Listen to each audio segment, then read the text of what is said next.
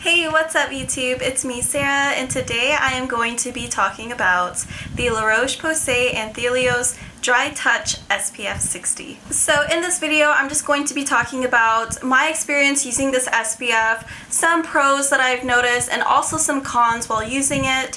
So hopefully I can help give y'all a more informed decision before y'all decide to purchase this product. So first things first, you can purchase this product at Target. It's only $20 and you get 1.7 fluid ounces. So you get this whole bottle here, which isn't bad. I think that's pretty affordable for an SPF, especially for a sunscreen that really delivers when it comes to the quality of the product, but also the experience using it. It does have UVA, UVB protection, and antioxidants, which is great. Antioxidants are great, especially for during the day. It helps us fight the free radicals caused by the UV rays outside. So I think that this is great. I do really appreciate how this product is also water resistant. So if you're going to be outdoors sweating, if you're going to be at the beach, I think that this is a great product to incorporate because it does have that water resistance and it has a higher SPF rating of 60. So I was really intrigued to try this product because a lot of La Roche-Posay's products are fragrance free. They are friendly to the sensitive skin types because I have very sensitive and acne prone skin. I'm always on the hunt for a really great SPF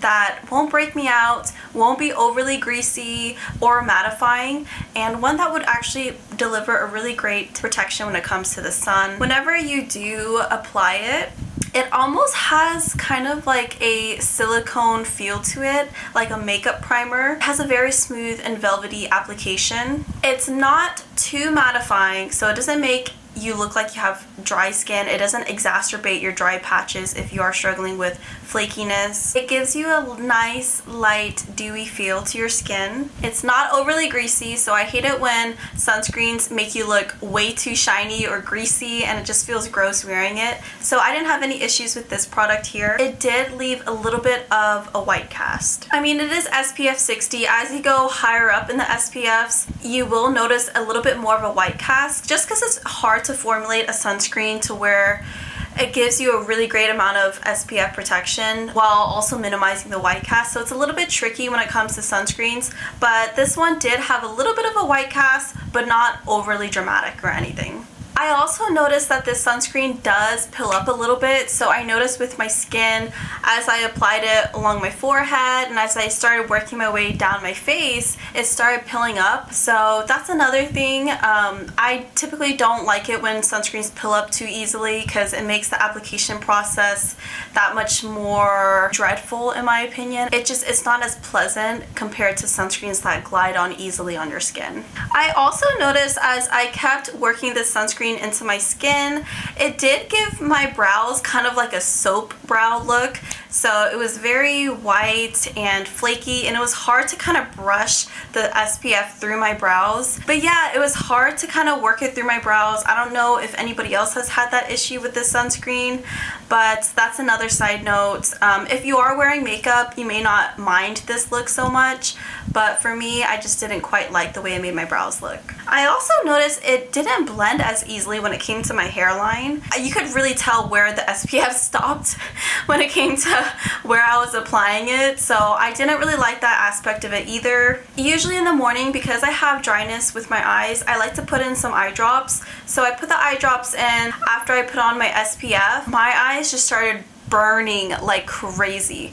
It was so bad. Like it lasted for a good 3 to 5 minutes of just burning so badly because I apply my SPF all around my eyes, so I guess a little bit of it got into my eyes. Like the area around our eyes are naturally very sensitive. We have thinner skin there, so this experience with the burning was just so much for me. It was a lot. I've never had that experience yet with a chemical sunscreen, so I'm surprised that this one really caused that much irritation around my eyes. I would recommend, if you are more sensitive like me, to opt for a different sunscreen around your eye area that won't burn. So mineral sunscreens maybe around this area would be a safer bet than the chemical sunscreens. And I also noticed as I worked my way down my neck into my chest, the lines on my neck were really emphasized. So the sunscreen kind of settled within the lines there, and I didn't appreciate that look. It looked kind of weird and it was hard to blend in. I don't know if it's just a formulation issue with the sunscreen, but yeah, I didn't really appreciate how it made my neck look.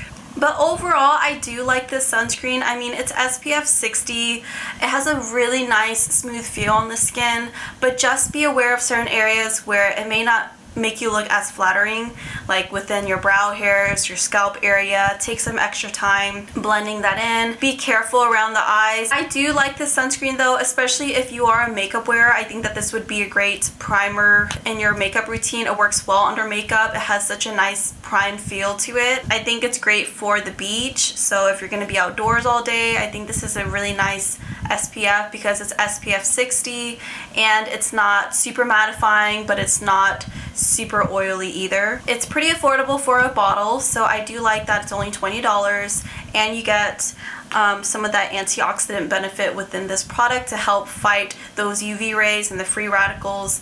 So I think that this is a great product for outdoors, especially if you worry about how your skin is going to look. Another thing is though, I'm not sure how this sunscreen would look on darker skin tones, because if I'm noticing a little bit of a white cast, this may not work as well for darker skin tones considering I'm pretty pale. So yeah, that's another side note. If you do decide to try it, you have a deeper skin tone, let me know how this SPF looks on your skin. I'm very curious. But overall, I'm going to continue using this SPF. Again, I really like the fact that it's SPF 60. I like that it has a very smooth finish to my skin. It doesn't make my skin look worse. It kind of smooths it out. So I do like that about this. But I still have some of my other favorite SPFs that I would use on more of like a day-to-day basis if I'm going to be indoors all day. But if I am going to be outdoors and I know that I'm going to be wearing makeup, then I would probably opt for this SPF and then put my makeup on top of it. But yeah, that's pretty much it. I hope that y'all enjoyed this video. I hope that it was informative. I just felt like trying out this SPF and sharing my thoughts regarding it. I'm always down to try new SPFs.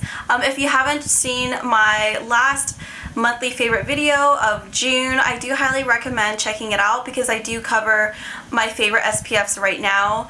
If you like this type of content, consider subscribing to my YouTube channel and also checking the description box down below. I have a timestamp if you want to skip around this video. I also have links to related videos of mine that you may find helpful or entertaining. So thank you so much for watching, everyone, and please stay tuned. I post every single Monday.